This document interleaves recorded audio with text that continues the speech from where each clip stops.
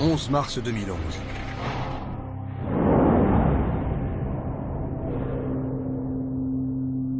La catastrophe de Fukushima bouleverse les certitudes et les choix énergétiques. L'Allemagne et la Suisse programment leur sortie du nucléaire. L'Italie condamne par référendum l'énergie d'origine atomique. Et le Japon ferme précipitamment la totalité de ses centrales. En France, la réaction est bien différente. Il est de mon devoir de défendre la place de l'énergie nucléaire dans notre politique énergétique. Ce choix du nucléaire a été fait par tous mes prédécesseurs depuis le général de Gaulle. La politique nucléaire de la France, c'est un atout de la France. On ne doit pas y toucher. Le nucléaire français est un dogme et Fukushima n'y change rien. Nous continuons, comme si le risque atomique ne nous concernait pas, alors que la France compte 150 installations nucléaires et que la filière produit plus des 3/4 de notre électricité.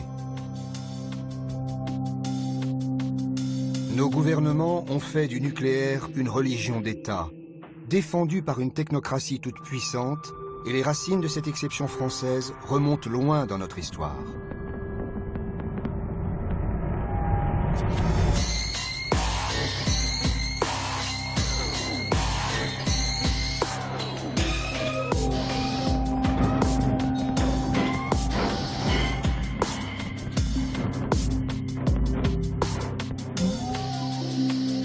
Pour comprendre comment la France est devenue le pays le plus nucléarisé de la planète, il faut revenir aux années 70, à l'époque du premier choc pétrolier.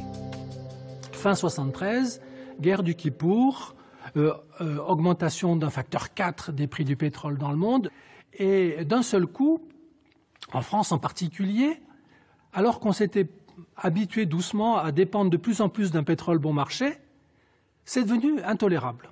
Mon père nous avait réunis dans la cuisine, toute la famille, et nous avait dit « Mes enfants, le temps de l'énergie facile est terminé ». Et je m'en souviens comme une forme de choc, c'est-à-dire comme si on changeait d'époque. Et je peux vous assurer que la famille Levergeon a subi effectivement toutes les restrictions de température, de dépenses énergétiques qui étaient prônées par l'Agence de l'économie d'énergie. Les Français sont priés de conduire plus sagement pour économiser l'essence. Soyez régulier, vous irez plus loin. Vous aussi chassez le gaspille. Mais ils doivent aussi réduire leur consommation d'électricité, qui est alors produite principalement par des centrales au fioul. Quand nous laissons marcher inutilement des appareils électriques, nous gaspillons de l'électricité. En France, on n'a pas de pétrole. Alors, on économise l'électricité. À l'époque, c'était M. Messmer qui était Premier ministre et Pompidou qui était Président de la République. La décision a été prise de lancer un grand programme. À 9 h du matin, Couture, délégué général à l'énergie, me dit « Écoutez, on va prendre une décision ces jours-ci ou ces temps-ci sur le programme nucléaire. On est tous d'accord pour le fait qu'il faut l'accélérer. Mais à votre avis, quel est le nombre maximum de centrales que vous pouvez faire chaque année ?» Bon. Alors, réponse à midi. Je me suis dit, il veut avoir 3-4 et il va demander 6-7. Je jamais pensé à l'époque qu'on ferait vraiment 6-7, tout en sachant qu'on pouvait le faire. Ils ont pris la décision de réaliser en 1974 et 1975 le lancement de 13 centrales nucléaires de 1000 mégawatts chacune, qui coûtent environ 1 milliard de francs actuels chacune. C'est une décision extrêmement importante. Et cette décision est prise en très petit comité par le Premier ministre, ses conseillers et quelques membres du gouvernement. Je me suis demandé si cette décision claire et brutale, rapide, tenait au fait que Messmer était un ancien militaire, ministre de la guerre au surplus avant, ou si c'était le fruit d'une longue réflexion entre hommes politiques co-responsables. En tout cas, on n'avait rarement jamais pris une décision aussi importante de façon aussi rapide. La priorité, nous la donnons à l'électricité. Et dans l'électricité, nous la donnons à l'électricité nucléaire. Avec cette simple phrase, Pierre Messmer engage la France dans le tout nucléaire pour les 50 ans à suivre. Les mises en chantier auront donc lieu à partir de cette année au rythme de 6 à 7 centrales par an, et ce jusque vers les années 80. Même dans l'hypothèse où il n'y aurait pas de problème de financement, chaque tranche coûte 1,2 milliard de francs lourds, l'effort demandé est techniquement à la limite des possibilités de l'industrie française.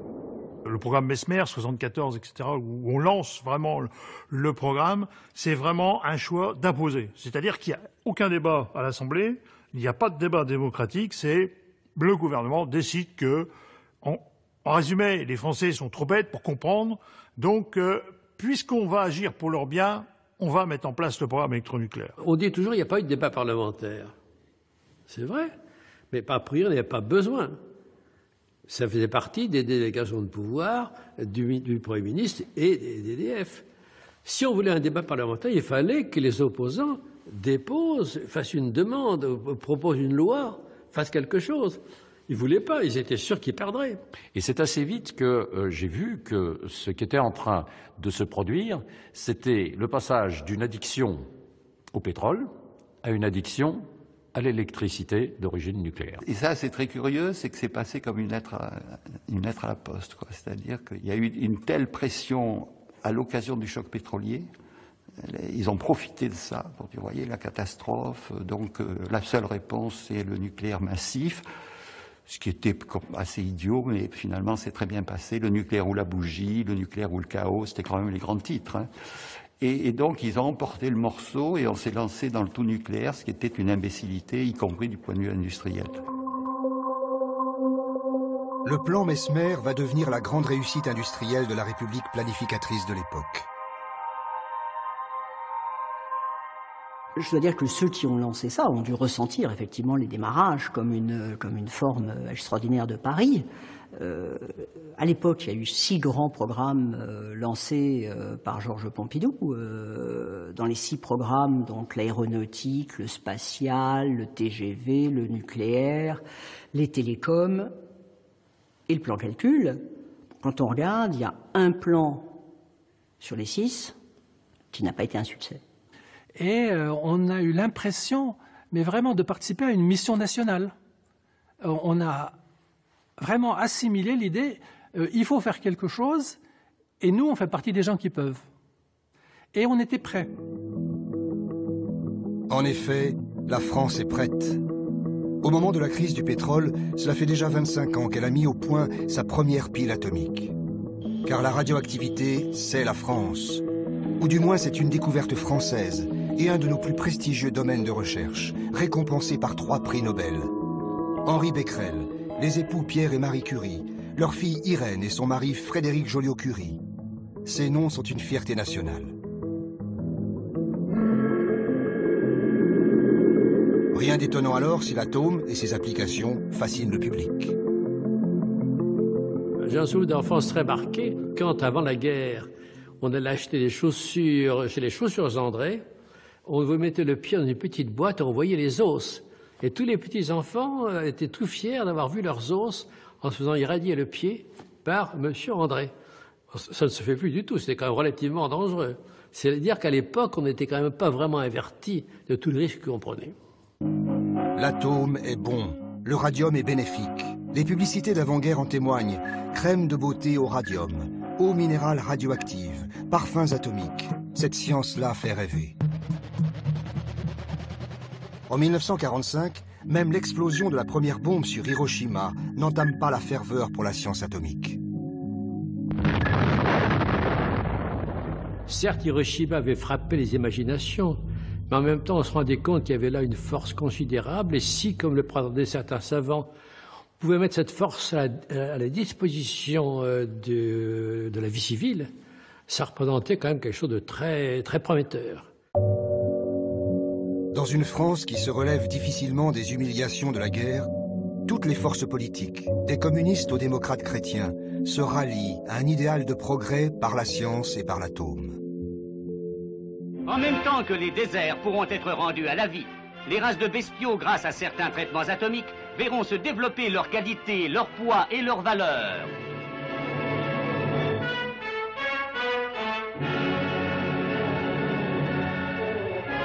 l'agriculture pourra prétendre à d'autres développements encore imprévisibles. Des pluies atomisées donneront aux terres une fertilité jamais atteinte. Et les expériences faites prouvent que le temps de croissance pourra se réduire à quelques jours. Récoltes accélérées, épis géants, permettront de supprimer le nom même de famine. Verrons-nous cela au lieu du tragique champignon dont l'inquiétude humaine a maintenant pris la forme? C'est un témoignage assez touchant de voir la candeur avec laquelle, à l'époque, les gens envisageaient les choses. Voilà, des croissances améliorées, la famine qui disparaît. Vous voyez très bien le décalage qu'il y a avec la perception que l'opinion publique peut avoir aujourd'hui. C'est dans ce climat d'enthousiasme que le général de Gaulle crée le commissariat à l'énergie atomique. Il confie sa direction à Frédéric Joliot-Curie, prix Nobel, militant communiste et pacifiste convaincu. Mais en 1950, la guerre froide durcit les lignes. Joliot-Curie signe l'appel de Stockholm pour l'interdiction de la bombe atomique. Il est aussitôt relevé de ses fonctions.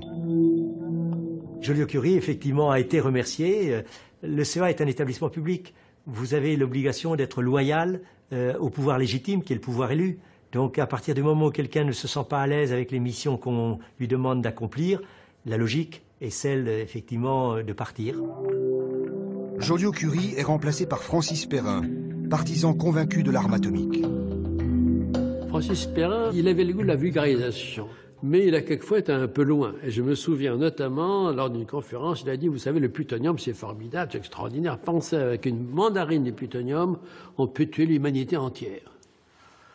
Ce n'est pas un argument vraiment très heureux pour convaincre les antinucléaires. Mais à l'époque, ça ne lui venait pas à l'esprit. Il dit, pensez que le nucléaire, c'est formidable.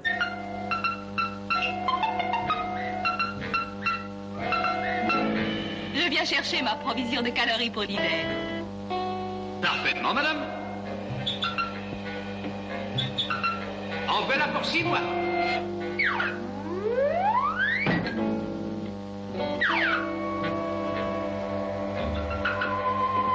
L'Europe tout entière vit alors dans le rêve d'un avenir radieux grâce à l'atome. Et c'est le thème choisi par nos voisins belges pour leur Expo 58. L'atomium restera dans les mémoires comme le signe même de l'exposition de Bruxelles. 9 sphères de 18 mètres de diamètre stylisent l'atome d'un cristal de métal grossi 150 milliards de fois. Mais cette représentation de l'atome symbolise bien davantage les forces de l'ère nouvelle dans laquelle l'humanité est entrée et auquel on donnera sans doute le nom d'âge de l'atome. Pendant que les foules se ruent pour visiter l'atomium, en France, le général de Gaulle revient au pouvoir. Il va donner un élan décisif aux recherches du CEA, avec un objectif prioritaire, la bombe atomique française. C'était un âge d'or, cette période-là, effectivement, mais aussi un âge extrêmement difficile et tendu. Le général de Gaulle était très impatient, des impatiences qui se manifestaient par des visites régulières, donc des interrogations détaillées des principaux responsables. Il a voulu accélérer les efforts et a véritablement, effectivement, donné instruction au CEA de mettre tous les moyens pour réussir. Voici maintenant que l'heure H est proche. Vous vivez dans le blockhaus de la mise à feu la minute solennelle de la première explosion atomique française.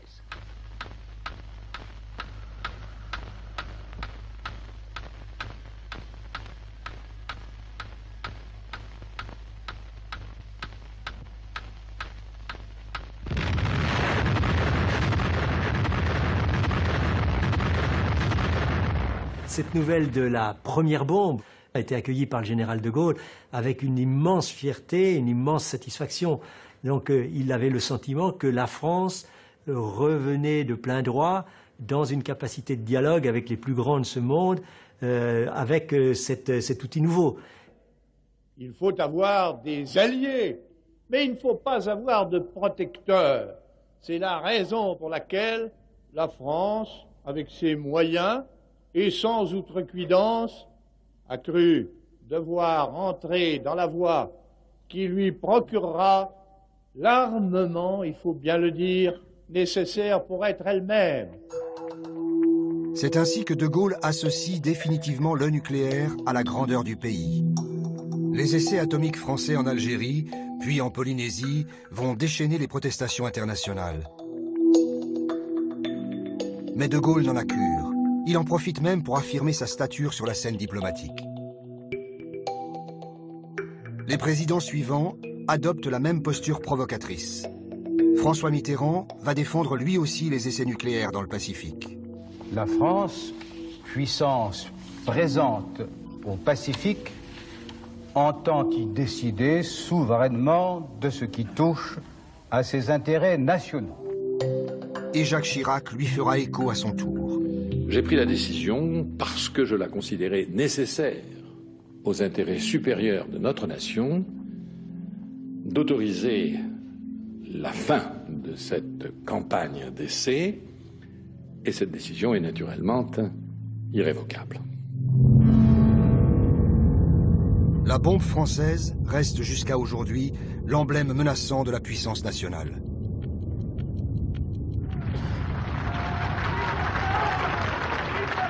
Nous avons décidé d'avoir ce qu'il nous faut, et d'autant mieux et d'autant plus que cette puissance nucléaire, comme on dit, est liée directement à l'énergie atomique elle-même, qui est, comme vous le savez tous, le fond de l'activité de demain.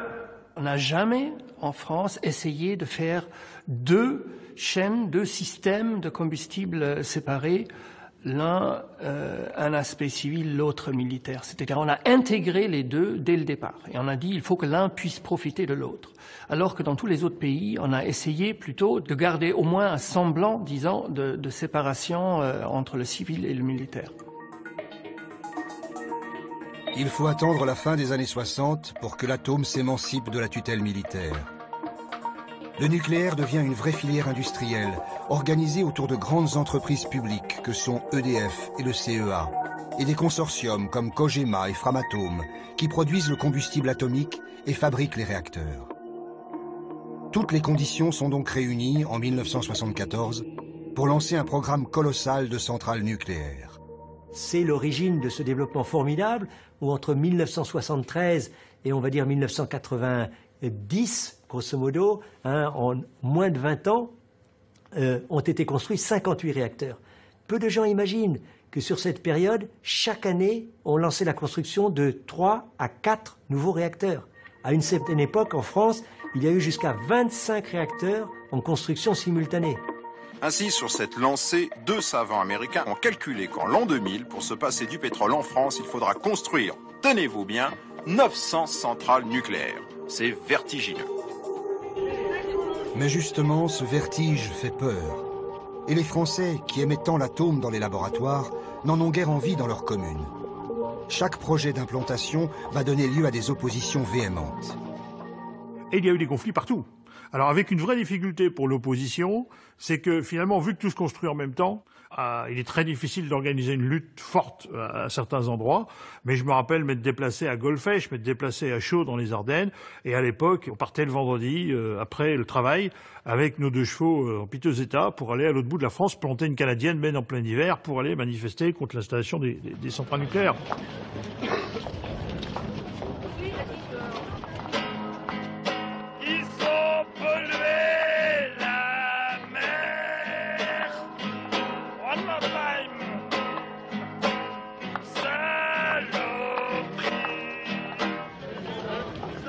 Cette contestation trouve bientôt un écho auprès de la CFDT et d'une partie du PS. Des ingénieurs de haut vol, comme Bernard Laponche ou Paul Quilès, tous 2 polytechniciens, questionnent publiquement le bien fondé du nucléaire. Je suis allé à La Hague, justement, travailler avec les militants locaux, et je suis descendu dans les ateliers souterrains dans lesquels les gens descendaient en scaphandre, enfin cette espèce de tenue qui est bien connue, avec 3 épaisseurs de plastique et des gants en plastique et des scotch qui vous collent partout, et le masque. Et je me suis rendu compte de ce que c'était. Ça m'a vraiment fait toucher du doigt, c'est le cas de le dire, que tous les discours sur le fait que tout ça était nickel et que tout ça était formidable devaient être analysés de façon critique.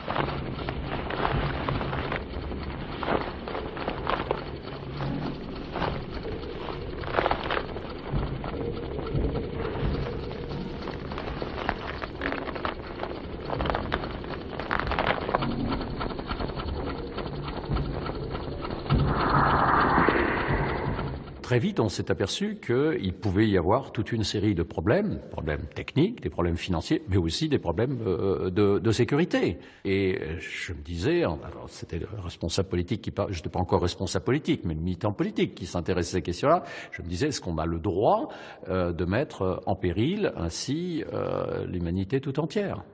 Les années 70, c'était un mouvement très fort, mais qui s'est heurté à un État très fort aussi. Cet État fort s'incarne dans un nouveau président qui n'est autre que l'ancien ministre des Finances du gouvernement de Pierre Messmer. Si l'on regarde sérieusement les problèmes de la France, on ne peut pas écarter le nucléaire. Et d'ailleurs, qui a contribué au nucléaire en France? Et la télévision giscardienne se fait outil de propagande en tenant un discours lénifiant et caricatural sur le risque atomique. Le nucléaire fait peur, et puis c'est naturel. Seulement, le risque serait de confondre ce risque et la peur. Par exemple, l'avion fait peur. Eh bien, c'est pourquoi il est très sûr. Seulement, l'automobile n'a jamais fait peur, et c'est pourquoi c'est une telle tueuse. Et pourquoi cela? Eh bien parce que si nous avons peur, c'est que nous avons perçu le danger. Si nous l'avons perçu à l'avance, alors des précautions ont été prises. De ce fait, le risque diminue, seulement notre sentiment de peur reste le même. Donc l'énergie nucléaire fait très peur, car elle comporte, et c'est vrai, de grands dangers. Seulement il ne faut pas juger le nucléaire en fonction de notre peur, car celle-ci n'est pas un facteur de risque, mais de sécurité. En fait, l'inquiétant, ce serait qu'on n'ait pas peur de l'atome. Je ne parle même pas de l'ORTF de l'époque, mais c'est quand même un combat totalement disproportionné dans la société française entre ces forces médiatiques, ces forces politiques et des poignées de barbus chevelus qui vivent pas comme tout le monde et qui contestent finalement le progrès. C'est à cette époque d'ailleurs que j'ai eu droit à avoir mon appartement plastiqué, moi étant dedans avec ma famille. Ça a été revendiqué par le CAC, Comité d'action contre les crapules atomiques, CAC. L'attentat contre Marcel Boiteux sera un épisode terroriste sans lendemain au sein d'une contestation qui reste pacifique. Mais à travers lui, c'est bien EDF qui est visée, au moment où elle se lance dans un projet futuriste et hasardeux avec le surgénérateur Superphénix. Le surrégénérateur, c'était une façon de produire plus de matière nucléaire qu'on en consommait. Je schématise. Et c'était tellement miraculeux pour les gens qui ne connaissent pas, c'est-à-dire 99% de la population, que le président de la République de l'époque, avec son air de tout savoir et de présenter les choses de façon simple, avait expliqué que grâce au surrégénérateur, nous aurions plusieurs Arabies saoudites sous les pieds. Et donc, le surrégénérateur, pour moi, a été un virage qui a été pris, un mauvais virage. Le combustible est donc du plutonium, donc vous avez une industrie du plutonium, et le plutonium est le corps le plus dangereux que l'on connaisse. Et il faut refroidir, évidemment, comme dans tous les réacteurs, le cœur du réacteur. Et le refroidisseur, c'est du sodium liquide. Formidable. Le sodium liquide s'enflamme à l'air et explose à l'eau. Bon. Donc c'est un truc très dangereux et c'est pour ça qu'on s'y était opposé à l'époque. Pour les écologistes, le projet Superphénix est une provocation. Ils organisent une manifestation à Cress-Malville pour occuper le terrain vide à l'époque, qui doit accueillir la future centrale. Les forces de l'ordre répliquent avec brutalité. Les manifestants sont une dizaine de milliers afflués, mais surtout près de 2000 autres sont armés de casques et de bâtons. Ils prennent position. Par haut-parleur, la police précise que sur ordre du préfet, elle s'opposera à l'entrée des manifestants dans la zone interdite. Et comme réponse, c'est un jet de pierre, plusieurs cocktails Molotov sont lancés, une voiture prend feu et c'est l'affrontement très violent. La violence, qu'elle soit la violence d'État ou la violence des manifestants, qui sont renvoyés dos à dos, casse le lien avec le public, avec le grand public. Alors que les affrontements entre forces de l'ordre et manifestants se poursuivent, une équipe médicale avec un médecin va livrer en vain une bataille contre la mort. Pendant environ un quart d'heure, tout ce qui est possible sera fait. Bouche à bouche, perfusion, massage. Mais bientôt, il faudra reconnaître cruellement les faits. Ce manifestant de 31 ans, M. Michalon, qui habitait à Die dans la Drôme, a succombé à un arrêt cardiaque. En fait, Vital Michalon a eu les poumons éclatés par la déflagration d'une grenade offensive lancée par les CRS. Donc la mort de Vital Michelon, pour un mouvement qui était globalement non violent, c'est une stupeur qui nous arrête, qui nous fait réfléchir, qui nous met en colère contre l'État. L'État qui, avant la décentralisation, avant la fin de l'ORTF, est une sorte de monstre tentaculaire assez fasciste finalement. Dans notre esprit en tout cas. Je me rends compte maintenant ce que ça peut avoir d'adolescent de le qualifier comme tel, mais c'était comme ça qu'on le voyait à l'époque en tout cas. Le soir même, le ministre de l'Intérieur, Christian Bonnet, est invité au journal télévisé où il reste inflexible, sans le moindre mot de compassion pour la tragédie qui vient d'avoir lieu. Il donne une image glaçante de la raison d'État, appliquée à la défense coûte que coûte d'un terrain vide. Alors le préfet de l'Isère a déclaré que les consignes qu'il avait données aux forces de l'ordre étaient de défendre le site à n'importe quel prix. Ce sont des consignes extrêmement sévères. J'en assume la pleine et entière responsabilité. Il appartient au ministre de l'Intérieur d'assurer la sécurité des personnes et des biens. Soyez assurés que je n'y faillirai pas. On voit tout de suite que pour installer ces centrales à l'époque, il y a forcément des CRS partout. Et il y a forcément ce système policier qui est en place derrière. À partir du moment où on a des matériaux extrêmement dangereux, une industrie dangereuse, elle génère obligatoirement un système policier, un système extrêmement militarisé et centralisé. Les opposants à Super Phénix ne parviendront pas à bloquer le projet. Il sera poursuivi par EDF avec obstination et il deviendra, avec l'accumulation de ses pannes et de ses erreurs de conception, un des ratages industriels les plus cinglants du nucléaire français. Ce n'est que 20 ans après la manifestation de Cress-Malville que les écologistes obtiendront sa fermeture définitive. En Allemagne, le mouvement antinucléaire émerge exactement à la même époque et sur les mêmes thèmes. Mais il va connaître un succès politique bien différent. Brockdorf, le nom de ce petit village près de Hambourg, est devenu le symbole de la lutte contre l'énergie nucléaire. Ici devait s'élever une nouvelle centrale. Des mois de manifestations ininterrompues ont arrêté le chantier. Des défenseurs de la nature aux maoïstes, la coalition anti-atomique mobilise plusieurs centaines de milliers de personnes à travers toute la RFA. Les Verts allemands parviennent bientôt à bloquer des projets de centrales en jouant à la fois sur les tribunaux fédéraux et sur les tribunaux des régions. Et tandis que les écologistes restent marginalisés dans notre système politique, les Grünen entrent au Bundestag grâce à la proportionnelle. Le nucléaire devient un thème majeur du débat politique en Allemagne.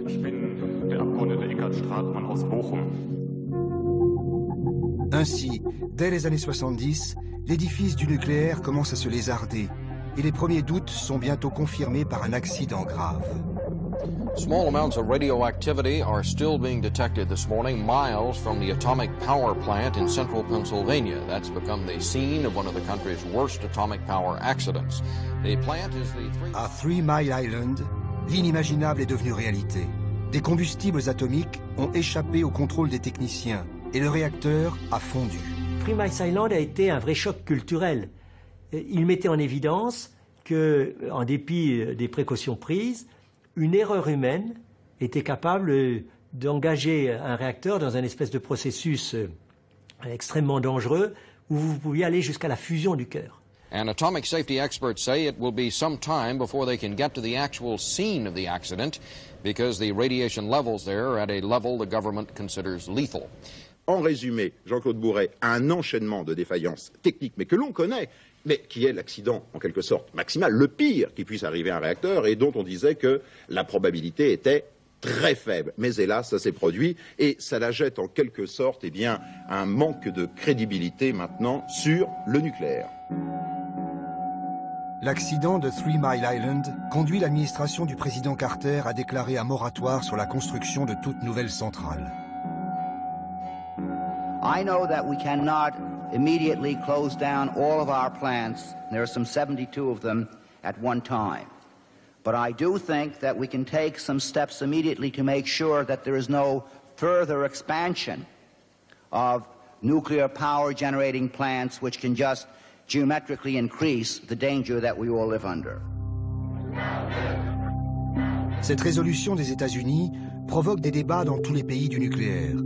La Suède adopte dans la foulée un moratoire identique. En France, 3 Mile Island n'entame en rien la conviction des partisans du nucléaire, qui refusent de prendre la pleine mesure du risque. Je voudrais préciser que le plus grave accident qui a eu lieu jusqu'à maintenant est celui auquel M. Quiles a fait référence, celui de 3 Mile Island. Aux États-Unis. Aux États-Unis. Et qu'il n'y a eu ni un mort, ni un blessé. Par conséquent, ce n'est pas un accident nucléaire dont on peut dire qu'il a eu des conséquences tragiques. 3 Mile Island, c'est une catastrophe, oui, non, il n'y a pas eu de mort. Au passage, 3 Mile Island est une centrale nucléaire qui fonctionne aujourd'hui.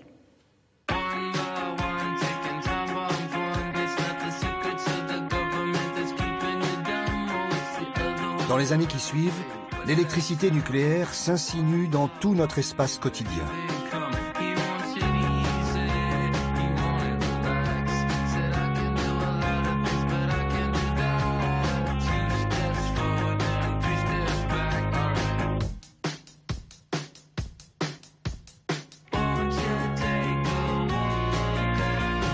Le président Giscard d'Estaing ajoute même sa pierre au temple du nucléaire Made in France. Pour De Gaulle, c'était le symbole du prestige national. Pour Giscard, c'est la clé de voûte de notre indépendance énergétique. La politique nucléaire est à la rencontre des deux besoins d'indépendance français. Indépendance de la défense, indépendance de notre approvisionnement en énergie. Je n'entrerai pas dans les détails, mais en 1985, si nous n'avions pas de développement d'électricité nucléaire en France, les Français achèteraient à l'extérieur 85% de l'énergie qu'ils consomment. 85%. L'indépendance grâce au nucléaire repose sur un paradoxe. Nos gisements d'uranium du Limousin sont épuisés depuis longtemps et nous importons la totalité de notre combustible nucléaire, le Niger étant notre principal fournisseur. Les Allemands achètent également tout leur uranium à l'étranger. Mais contrairement à nous, ils comptabilisent leur énergie nucléaire comme une énergie importée. Vu d'Allemagne, notre indépendance énergétique, grâce à l'atome, est un mythe. Pour acquérir cette indépendance, la France a engagé un programme électronucléaire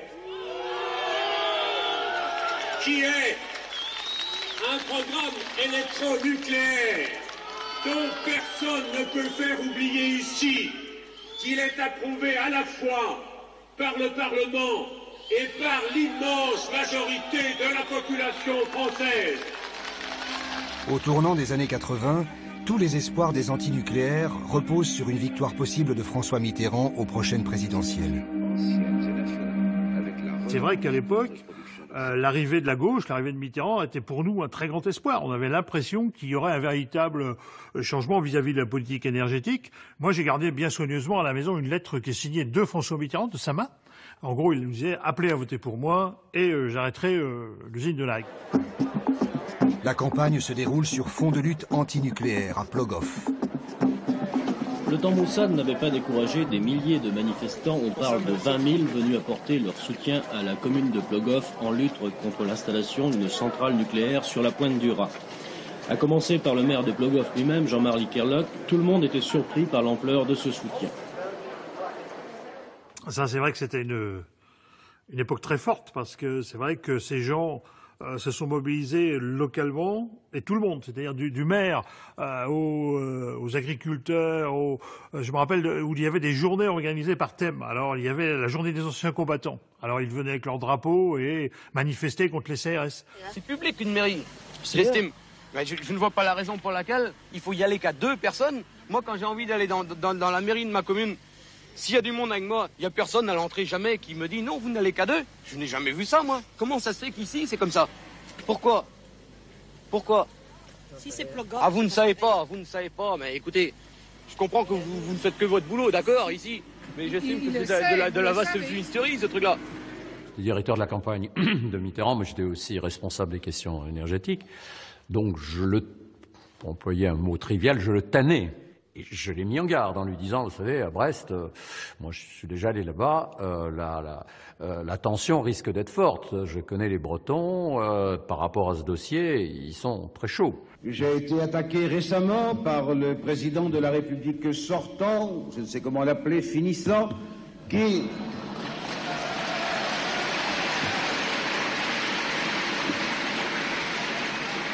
qui précisément se flattait d'avoir assuré que quiconque cette indépendance énergétique assortie dans son cas d'une politique dite tout nucléaire. Et je dis très simplement que j'entends terminer les centrales en construction, que je n'entends pas mettre en œuvre celles qui ne le sont pas, et que Plogoff ne figure pas et ne figurera pas dans mon plan nucléaire. Évidemment, le succès était considérable.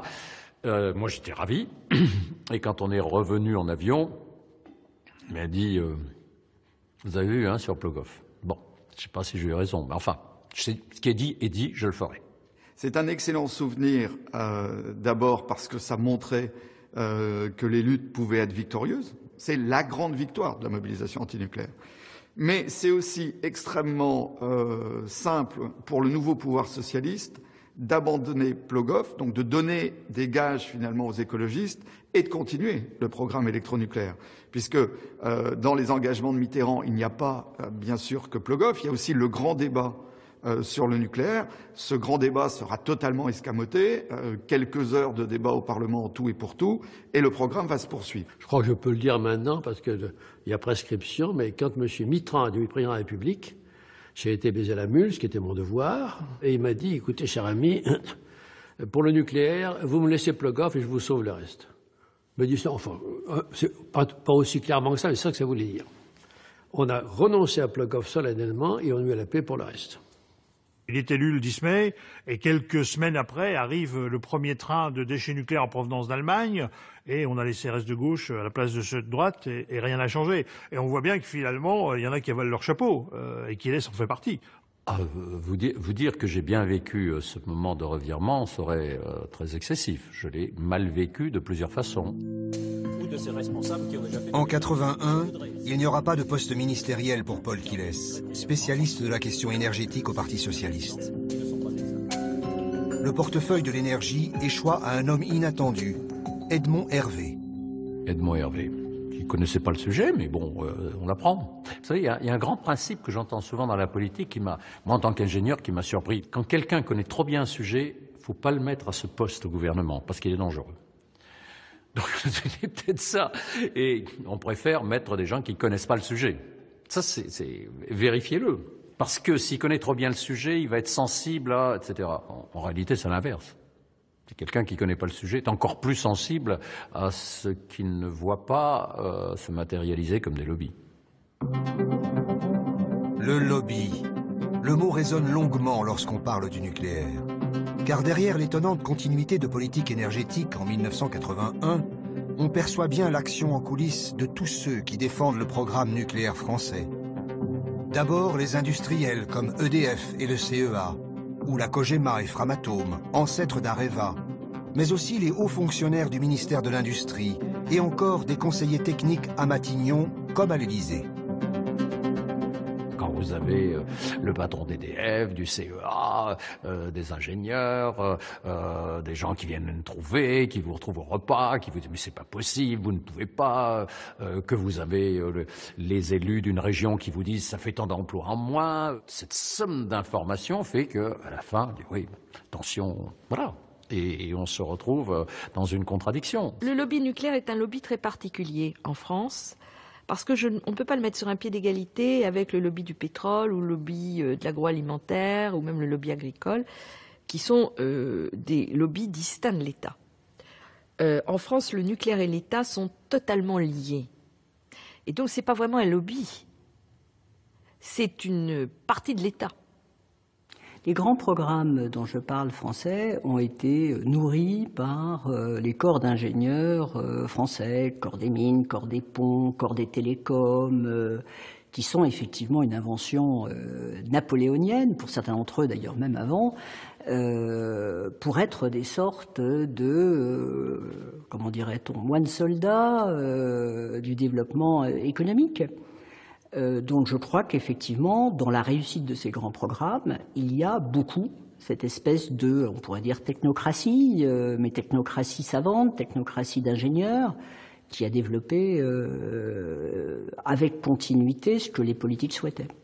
les grands corps français, ça forme, c'est un moule.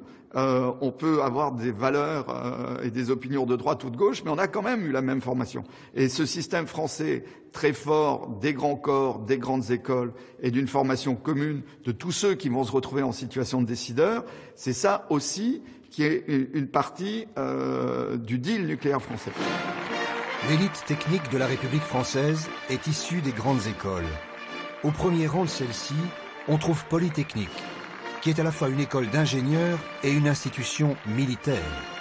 Parmi les polytechniciens, les 10 premiers rejoignent le corps des mines, une élite au sein de l'élite. Et ce corps des mines est entièrement acquis au développement du nucléaire, dont il a fait sa chasse gardée. C'est un système absolument épatant, c'est que vous avez le patron d'Areva et corps des mines, le directeur des risques naturels et industriels et corps des mines, à l'intérieur de cette direction, le service des risques technologiques et corps des mines, et à l'intérieur de ce service, la mission nucléaire et corps des mines. Donc voilà le côté administration. Et puis, plus grave, c'est qu'au niveau des cabinets, c'est pareil.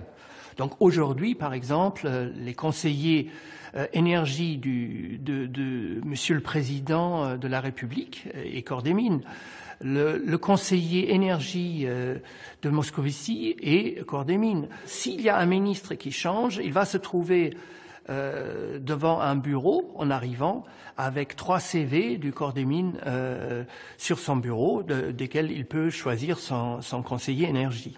Quand je suis arrivée effectivement au ministère, j'ai composé mon cabinet. J'ai demandé des CV, on m'a envoyé 3 CV d'ingénieurs des mines qui savaient parfaitement où ils mettaient les pieds, qui venaient en service commandé de leur corps, mais qui venaient avec l'idée non pas de limiter la casse de leur point de vue, mais de m'aider aussi à faire mes premiers pas dans ce monde-là. Par nature, l'existence d'une caste de ce type est antidémocratique. Ils sont persuadés qu'ils ont la durée pour eux, puisque de 20 ans à 65 ans, ils seront au pouvoir. Donc c'est quand même mieux que les mecs qui se font élire, qui tournent, qui peuvent perdre leur poste, etc. Ils sont tranquilles.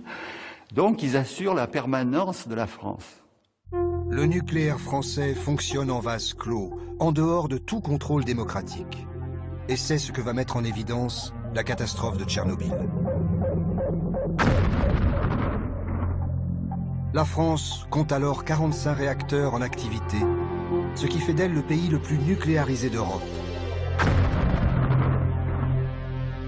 Et les Français ne découvrent pas seulement un désastre d'une ampleur inédite, avec un nuage radioactif qui survole la moitié du continent. Ils découvrent aussi le discours de leurs experts en sûreté nucléaire.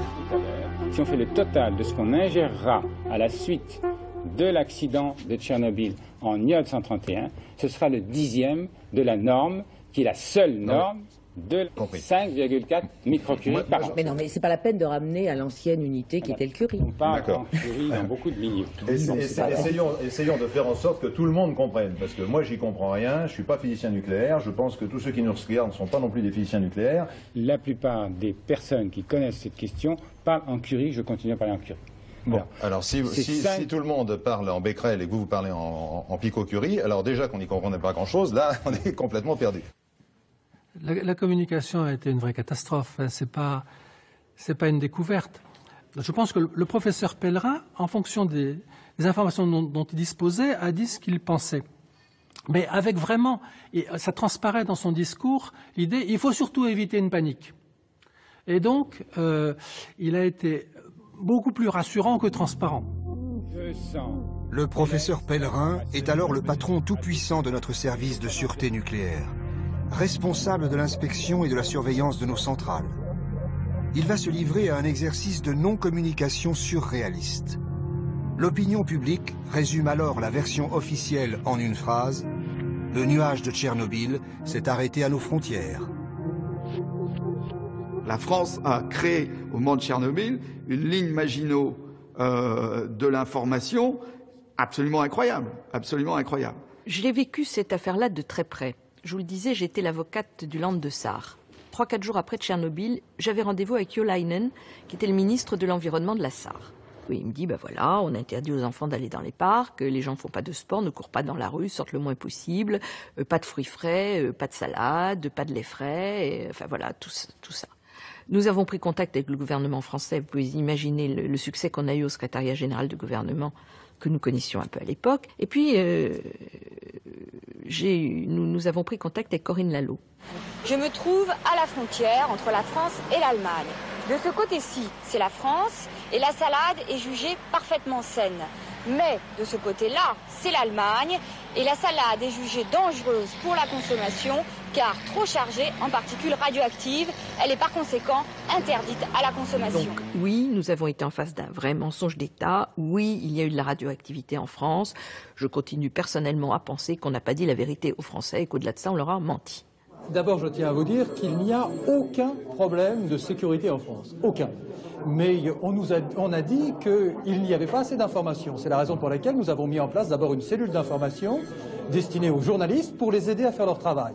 Et puis comme il y a encore ici et là une certaine inquiétude, mais vraiment que rien ne justifie, nous avons mis en place ce numéro vert gratuit. Non seulement il y a eu cette volonté à l'instant T de dire nous n'inquiéterons pas la population française parce que inquiéter la population française, c'est déstabiliser le soutien de la société française au nucléaire, mais qu'on est allé jusqu'à dire, et il est plus important de préserver l'industrie nucléaire française que de préserver la santé des Français. C'était extrêmement grave, et ça a été décidé au plus haut niveau de l'État. Mais c'est terrible, parce que du coup, la perte de confiance dans les autorités publiques, dans les gens du nucléaire, dans l'autorité en général même, on va dire, a changé, mais durablement, l'acceptation de cette technologie. Les sondages réalisés après Tchernobyl sont sans appel. Pour la première fois, l'opinion décroche. Une majorité de Français se prononce contre la construction de nouvelles centrales. Et ils sont encore plus nombreux à penser qu'on leur a menti sur les conséquences de l'accident. La catastrophe agit comme un révélateur des travers de notre politique nucléaire. Elle met en évidence l'opacité et la culture du secret qui l'enveloppe depuis ses commencements. On voit bien que nous avons un groupe de décideurs français qui se considèrent comme étant sachants et qui ne considèrent pas légitime que la population participe au débat. Et je crois que c'est une des grandes erreurs du programme nucléaire français que d'avoir méconnu ce problème de la transparence et de la pédagogie vis-à-vis de la population. C'est-à-dire qu'à partir du moment où, quelques années après le démarrage du programme, des oppositions ont commencé à naître, des manifestations ont eu lieu, la machine nucléaire s'est refermée comme une huître avec le message de dire « vous en faites pas, nous sommes compétents, nous allons vous garantir qu'il n'y a pas de risque d'accident, que les risques sont maîtrisés, laissez-nous nous occuper de tout ça ». Tchernobyl révèle aussi l'entêtement de la France nucléaire. On le mesure au nombre de pays dans lesquels la catastrophe fait bouger les lignes. L'Irlande, la Norvège, le Danemark, l'Italie et la Grèce interdisent toute nouvelle construction de centrales, bientôt rejoint par l'Australie. Mais pour nos nucléocrates, l'explication de Tchernobyl tient en peu de mots. Cet accident n'est pas d'accident nucléaire, c'est un accident soviétique. Enfin, je précise. Il faut se rendre compte que les circonstances de l'accident sont tout à fait extraordinaires, n'ont jamais pu se produire dans des pays plus organisés. Tchernobyl, je rappelle que Tchernobyl, grosso modo, un RBMK, c'est une cuve nucléaire dans un bardage de supermarché. Bon, pas du tout les centrales nucléaires françaises, donc non, enfin, on n'est pas dans le même monde. L'industrie nucléaire réagit à la catastrophe par la fuite en avant, en pariant sur de nouveaux réacteurs, encore plus gros, encore plus puissants, dits de 3e génération. La première centrale EPR est en chantier sur la côte normande, à Flamanville. Elle doit fournir de quoi alimenter à elle seule une ville comme Paris. Les catastrophes vous apprennent toujours quelque chose.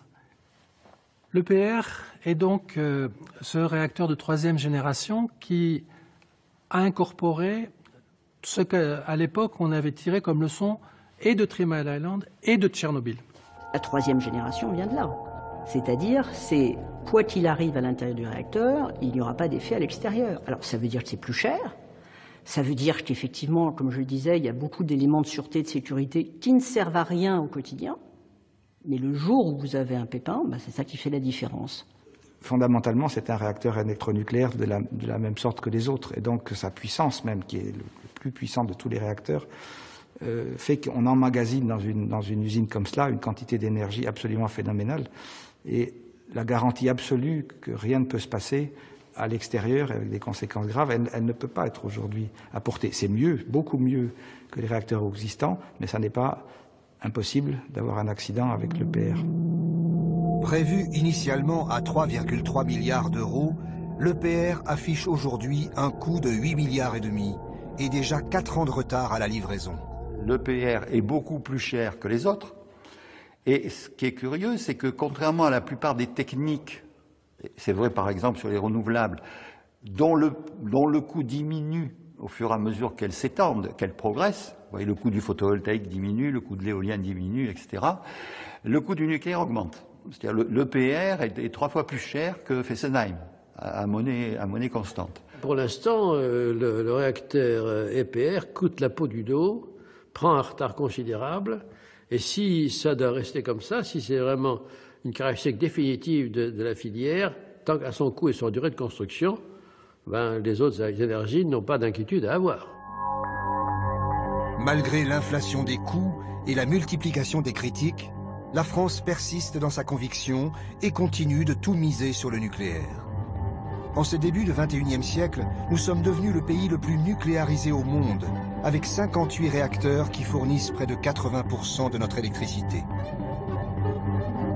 L'industrie nucléaire continue d'être glorifiée par tous les gouvernements comme une filière d'excellence.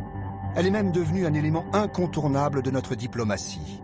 La France est l'amie de l'Inde, la France croit dans l'avenir de l'Inde, la France respecte la démocratie indienne, la France est à vos côtés pour développer l'industrie nucléaire.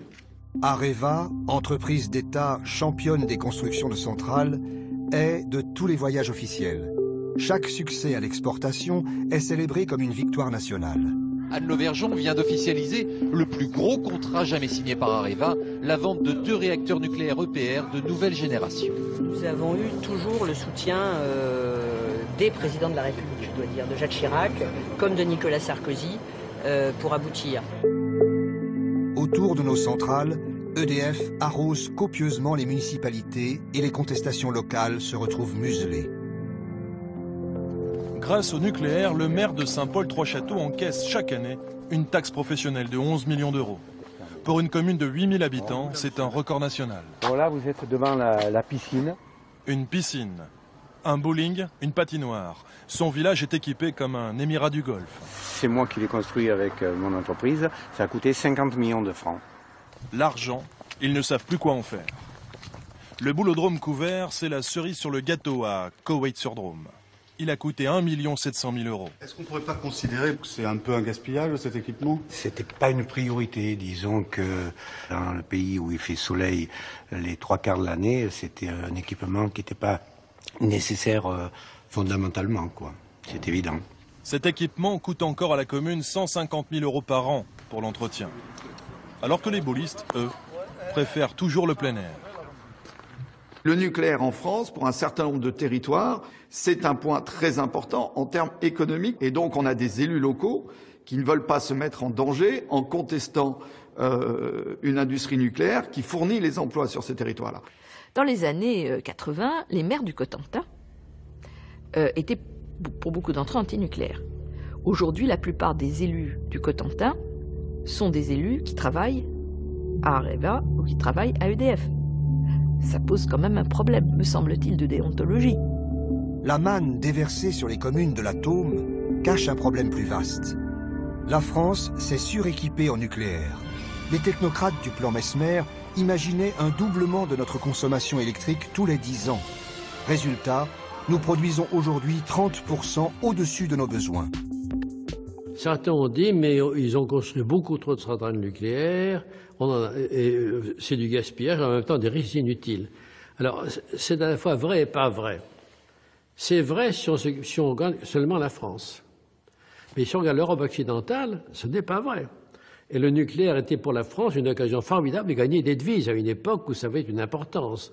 En tout cas, d'équilibrer sa balance commerciale avec les autres. Cette surproduction chronique a poussé EDF à inventer de nouveaux débouchés. Et c'est ainsi que la France est devenue la championne du monde du tout électrique. Il n'y a plus moyen d'être tranquille, même un dimanche. Vous n'avez pas bientôt fini avec votre fichue perceuse? Ma fichue perceuse électrique. Électrique, oui, monsieur. Électrique ou pas, me casse les oreilles. On pourrait même dire nucléaire. Ma fichue perceuse nucléaire. Démonstration. Quand je perce mon mur, ou plutôt notre mur, devrais-je dire, c'est grâce à l'électricité, donc grâce au nucléaire. Vous me suivez? Alors il a fini l'autre crétin avec sa perceuse électrique? Nucléaire, pas électrique.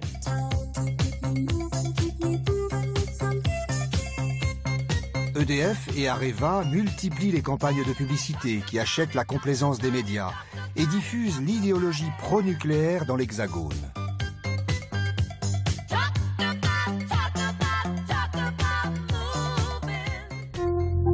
Mais la face cachée de ce consensus, c'est la désinformation sur les risques. Les problèmes rencontrés par nos centrales sont le plus souvent minimisés ou dissimulés. L'accident Made in France, on l'a frôlé. La loi de l'emmerdement maximum a été vérifiée. On craignait le bug de l'an 2000. On a eu une super tempête et la marée noire. Et on a eu l'ennoyage des circuits de sûreté de la centrale de Blaye. Le 27 décembre 1999, la tempête du siècle crée une vague de 3 mètres dans l'estuaire de la Gironde. Cette vague géante déferle par-dessus la digue de la centrale de Blaye et vient engorger la station de pompage. Le système de secours se retrouve hors service. Les réacteurs 1 et 2 s'arrêtent. Pendant plusieurs heures, cette centrale située à 40 km de Bordeaux est au bord de l'accident grave. Et alors, ce qui m'a quand même stupéfaite, c'est le fait de ne pas être informé tout de suite, le fait de devoir pleurer pour aller à la pêche aux informations. Je suis allée au PC d'urgence pour toute autre chose. J'avais prévu de faire le tour cette nuit-là des services qui étaient sur le pont à cause du bug. Hein. Puis je débarque à l'autorité de sûreté, puis je les vois tous préoccupés. Mais ils ne m'avaient pas appelé avant. Donc je venais pour apporter du champagne et du chocolat, pour remercier les gens qui faisaient le passage de cette nuit de l'an 2000. Et je tombe sur un incident dont personne ne nous avait parlé quand même. Cette crise à la centrale de Blaye est aussitôt étouffée. Elle est classée comme un problème de niveau 2, quasi négligeable. C'est bien le nucléaire français qui, ce jour-là, a montré que pas plus que les autres, il était prêt, finalement, à une agression extérieure majeure. En effet, cet incident nucléaire était riche d'enseignements. Il nous avertissait qu'une simple inondation due à des causes naturelles suffit à mettre en danger une centrale. C'est exactement ce qui va se passer 10 ans plus tard à Fukushima. La centrale japonaise résiste au séisme, mais elle succombe à l'inondation de son système de refroidissement par une vague d'une ampleur imprévue. Mais une fois de plus, le lobby nucléaire français a réponse à tout. 3 Mile Island, c'était une erreur humaine. Tchernobyl, un accident soviétique. Fukushima, c'est une catastrophe naturelle. On est en face d'une catastrophe très très importante au Japon, une catastrophe naturelle, un tremblement de terre d'une magnitude très très élevée, un tsunami gigantesque. Il est clair qu'effectivement le Japon est aujourd'hui extrêmement touché et avec des moyens de faire face à la crise nucléaire qu'ils connaissent, qui ne sont pas les moyens habituels. Est-ce que vous diriez que c'est aussi une catastrophe nucléaire à laquelle on assiste? Non, pas une catastrophe, puisque aujourd'hui, je l'espère, ça c'est la version positive, je crois qu'on va éviter la catastrophe nucléaire. Et pourtant, dans les jours qui suivent, 180 000 personnes sont évacuées et les autorités imposent une zone d'exclusion de 30 km autour de la centrale. Des milliers d'habitants sont touchés par les radiations. L'économie locale est anéantie. Le coût pour le Japon se chiffre en centaines de milliards d'euros. Même si ça a conduit à l'évacuation d'une centaine de milliers d'habitants, qui, pour une partie d'entre eux, ne pourront pas rejoindre les territoires qui sont les leurs, il n'y a pas eu de morts multiples et nombreux donc, par l'ensemble de la radioactivité qui a été relâchée. Donc je pense que même en cas d'accident, il peut y avoir encore un bénéfice et un solde réel. Oui, j'accepte ce risque. J'accepte le risque nucléaire, je l'accepte pleinement parce que je mesure que les avantages donc, de cette technologie sont très largement supérieurs aux risques encourus pourvu que je respecte les règles donc, de bon fonctionnement de cette technologie. Et si l'histoire vous donne tort? Je l'assume. C'est-à-dire qu'on garde l'idéologie pro-nucléaire, on la pare moins de toutes les vertus, mais on renforce son caractère obligatoire, nécessaire, et on introduit un peu l'idée qu'il faut quand même avoir l'esprit de sacrifice, quoi. On va quand même pas, parce qu'il y a eu Fukushima, renoncer à cette chose extraordinaire, l'indépendance de la France, enfin tous ces trucs à la noix. Dans le nucléaire comme dans d'autres industries, il y a une perception des risques, une perception des besoins, et il n'y a que la perception des besoins qui peut équilibrer la perception du risque. On avait ça en 1974. L'a-t-on encore? C'est pas certain. Dans l'opinion mondiale, Fukushima est l'accident de trop. Le temps du consensus est révolu. Un sondage international réalisé à travers 24 pays donne une nette majorité d'avis hostiles au nucléaire. Les 3/4 des sondés jugent que cette énergie sera bientôt obsolète. Dans la foulée, le Japon ferme ses centrales. L'Italie réaffirme son rejet. La Suisse décide de sortir du nucléaire d'ici 2035. Et la chancelière allemande annonce son revirement. So unmissverständlich stelle ich heute vor diesem Haus fest, Fukushima hat meine Haltung zur Kernenergie verändert. Angela Merkel se fixe comme objectif le zéro nucléaire en 2022. Elle oriente résolument son pays dans la direction des énergies renouvelables, dont elle veut faire la nouvelle filière d'excellence allemande. Dans le grand cauchemar du lobby électronucléaire français, il y a les Allemands. Les Allemands sont en train de démontrer finalement assez tranquillement que la décision politique de sortie suffit pour mobiliser de grands industriels, de grands énergéticiens qui mettent l'argent. Il faut imaginer que en décembre 2011, en un seul mois, l'Allemagne a connecté plus de 3000 mégawatts de solaire au réseau. 3000 mégawatts, c'est-à-dire l'équivalent de 2 EPR en un mois. Pendant qu'outre-Rhin, on élabore une nouvelle donne énergétique, en France, on rejoue le débat nucléaire de 1981. Cette fois, c'est notre plus ancienne centrale, celle de Fessenheim, qui cristallise les oppositions et qui va faire les frais de l'alternance de 2012. Sa fermeture est promise par le nouveau président François Hollande, comme l'abandon de Plogoff autrefois par François Mitterrand. La centrale de Fessenheim, qui est la plus ancienne de notre parc, sera fermée à la fin de l'année 2016, dans des conditions qui garantiront la sécurité des approvisionnements de cette région, la reconversion du site et la préservation de tous les emplois. Concession aux écologistes, cette fermeture annoncée est encore loin d'être effective et la politique nucléaire est maintenue. Pour ma part, je considère que le nucléaire, puisque c'était votre question implicite, est une filière d'avenir. Notre choix d'avoir une énergie pas chère, abordable et en quantité est un choix stratégique pour la nation. Les socialistes nouvellement élus reprennent à leur tour le flambeau du nucléaire national. Pourtant, nous sommes bien à un moment charnière. 40 ans après le lancement du plan Messmer, la première génération de centrales arrive en fin de vie et va devoir être démolie. À Brennilis, dans le Finistère, une première expérience de démantèlement est en cours. Le chantier s'est vite révélé plus compliqué que prévu, car la radioactivité est partout et impose des conditions de sécurité maximales. Il faut tout conditionner en fût étanche jusqu'au plus petit boulon. Les travaux durent déjà depuis 25 ans.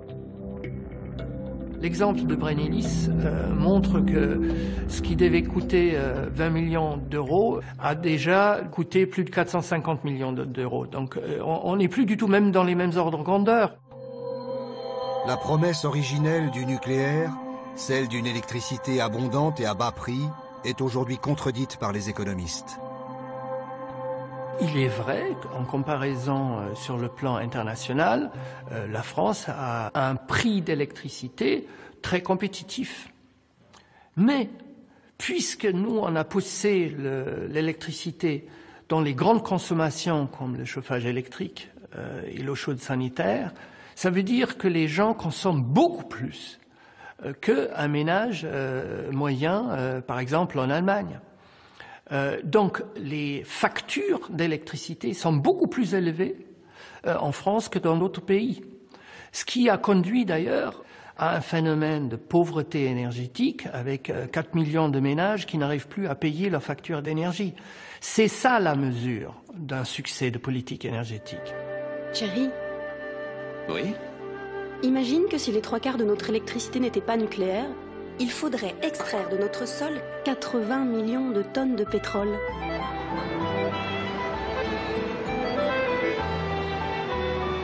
T'imagines? Sans l'électricité nucléaire, il faudrait importer l'équivalent de 300 super pétroliers.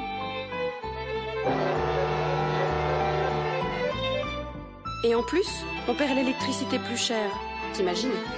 Je vois d'ici la scène. Aujourd'hui, l'électricité nucléaire assure notre avenir énergétique. EDF, nous vous devons plus que la lumière. Ce prix bas est un prix qui est faux, économiquement faux. Ça n'intègre pas le démantèlement des centrales nucléaires qu'il va bien falloir payer. Ça n'intègre pas en totalité l'aval du cycle, et vous savez qu'il y a tout un débat sur le véritable coût de l'enfouissement des déchets radioactifs, et surtout, ça n'intègre pas l'assurance. Le nucléaire, avec du reste les OGM, sont des technologies qui ne sont pas assurées parce qu'elles ne sont pas assurables. S'il y a un Fukushima en France, c'est 700 milliards. Comment on assure 700 milliards d'euros? Même l'État français ne peut pas assurer ça. C'est-à-dire que nous avons au-dessus de notre tête une épée de Damoclès dont on ignore complètement ce qu'il adviendrait si, à ce que Dieu ne plaise, nous étions confrontés à un accident majeur. La conséquence, c'est que même les plus grands, comme Exelon aux États-Unis, plus grand exploitant nucléaire en Amérique, a dit très clairement que le nouveau nucléaire n'est pas compétitif. Et ce n'est pas prévisible quand il sera un jour compétitif. Le choix du tout nucléaire a fini par conduire la France dans une impasse. Dans les années à venir, notre électricité va coûter de plus en plus cher et nous avons pris un retard considérable sur les énergies alternatives. On croit que le nucléaire est l'atout de la France. C'est devenu une religion, cette affaire-là. Je pense que c'est des domaines dans lesquels la religion et la croyance n'ont rien à faire. La vraie question, c'est quel est aujourd'hui, 2012, l'intérêt de la France? Pour moi, le choix du nucléaire n'est pas illégitime à une condition, c'est que un réacteur nucléaire du futur doit produire de la sûreté avant de produire de l'électricité. Je crois que la question qui doit nous intéresser, qui doit amener un vrai dialogue, y compris entre des gens qui se sont combattus, c'est comment on sort en bon ordre de cette aventure qui aura duré donc un demi-siècle, et que les gens de talent qui sont, y compris dans la filière nucléaire, dans la recherche, dans l'industrie nucléaire, on leur retrouve des emplois de haut niveau sur le nouveau challenge qui est le défi intellectuel du renouvelable. Et je pense qu'il faut maintenant qu'on amène ce potentiel humain vers ce nouveau challenge. En France, on a toutes sortes de choses. Lors du premier choc pétrolier, notre grand slogan de réponse à la crise était « On n'a pas de pétrole, mais on a des idées ». La seule idée depuis 40 ans aura été le recours toujours plus massif au nucléaire. Cette énergie de l'avenir apparaît aujourd'hui comme une énergie du passé, porteuse d'inquiétudes et de menaces. Comme d'autres pays, la France va devoir envisager sa sortie du nucléaire et dessiner son avenir en explorant de nouvelles pistes.